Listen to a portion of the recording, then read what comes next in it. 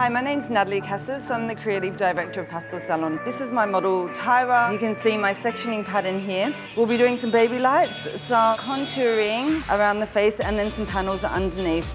Today, I'm going to be using instant highlights.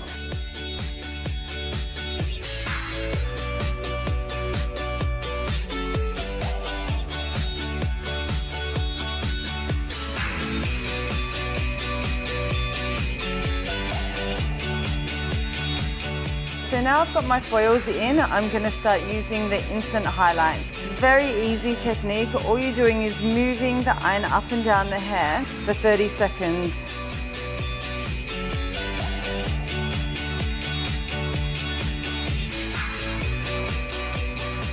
Today with Tara, I'm going to create a soft undone wave. To create that, I'm going to pop some pli on.